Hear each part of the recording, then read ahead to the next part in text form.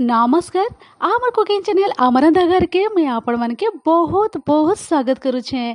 आज मैं आपण मन का लगी नहीं कि आसी छे बहुत ही स्वादिया चटपटा छतु भजा रे रेसिपी। आशा करू छे रेसिपी आपण मन के निहाती भाबरे पसंद आएबा।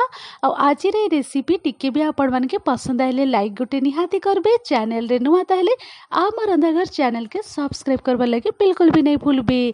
और निहाती भाबरे आपण माने थरे ई प्रोसेस रे ट्राई करूँ छतु भजार रेसिपी आ गरम गरम भात पखाल संगे आपण माने एंजॉय करि पारबे।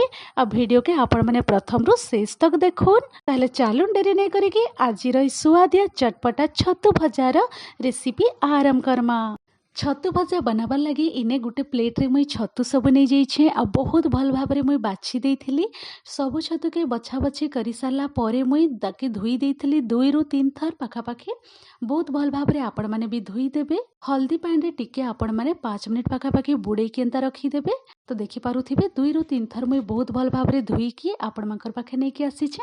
आ छतु के काटी की भी नहीं के आसी छे। छतु काटा सब रेडी हो जाइछे। ई प्लेट के मुई साइड करी के रखी दउछे। एबे आमे जिमा रांधबार प्रोसेस के आरंभ करमा। तो इने मुई गैस साइड के पले आसी छे। कढ़ाई गरम हेबा लगे रखी देइथिली। कढ़ाई भी हल्का रे गरम हो जाइछे। तो इने एबे मुई ऐड करी दउछे सोरिष तेल। छतु भजारे आपण माने भी सोरिष तेल यूज करूँ बहुत ही बढ़िया टेस्ट आएबा। तेल के आमे हल्का रे गरम हेबार लगे छाड़ी दमा मीडियम फ्लेम रे।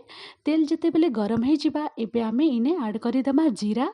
गोटे छोट चामच पाखापाखि मुई जीरा ऐड करी दउछे। और जीरा के भी आमे लो फ्लेम रे टिके किछि सेकेंड भाजी हेबा लगे छाड़ी दमा। जीरा जते बेले हल्का रे भाजी हे जिबा एबे आमे ई पॉइंट रे दे दमा अदा और रसुण के टिके छेचिकी।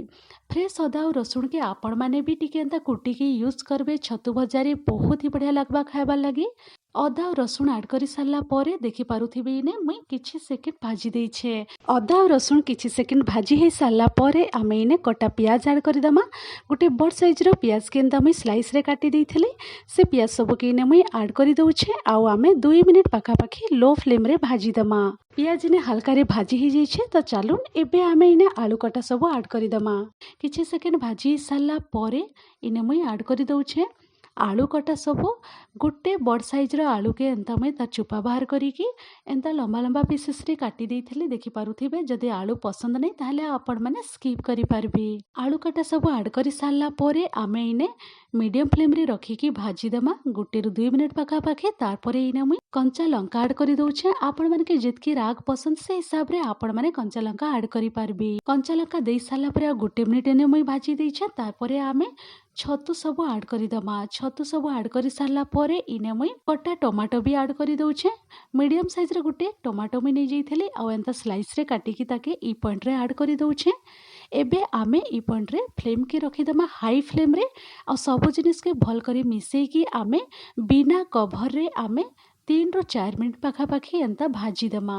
तो देखि पारुथिबे 2 रु 3 मिनिट पाखापाखि हे जाइछे। हाई फ्लेम रे मुई बहुत भल भाबरे भाजी देइछे आ सिझी भी आसला न। तो चालो एबे आमे ई पॉइंट रे ड्राई मसला सब ऐड करि दमा। स्वाद अनुसार आमे नून ऐड करि दमा।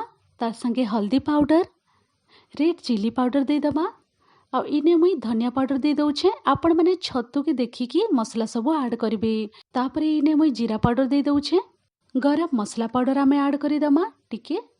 तार संगे इने मुई चिकन मसला नै जाइछे हाफ चमच पाखापाखि। आपण माने भी छतु भजारे चिकन मसला नहले मीट मसला आपण माने टिके एंता ऐड करबे बहुत ही बढ़िया लागबा। तो चलुन एतकी ड्राई मसला सब दे सारला परे आमे हल्का हाथ रे पूरा भल करी आमे मिसेई दमा। आउ 3 मिनिट पाखापाखि आमे मीडियम फ्लेम रे भाजी दमा। 3 रु 4 मिनिट पाखापाखि हे जाइछे। मीडियम फ्लेम रे मुई भाजी देइछे। मसला संगे पूरा बहुत भल भाबरे भाजी हे जाइछे छतु। देखि पारुथिबे आपण माने आ बहुत ही टेस्टी बहुत ही चटपटा सुआदिया रेडी हेसी छतु भजा। आपण माने भी ई प्रोसेस रे ट्राई करबे। आ गरम गरम पखाल आ भात संगे आपण माने एंजॉय करि पारबे। आ पूरा चटपटा छतु भजा रेडी हे जाइछे। एबे मुई ई पॉइंट रे फ्लेम के ऑफ करि दउछे।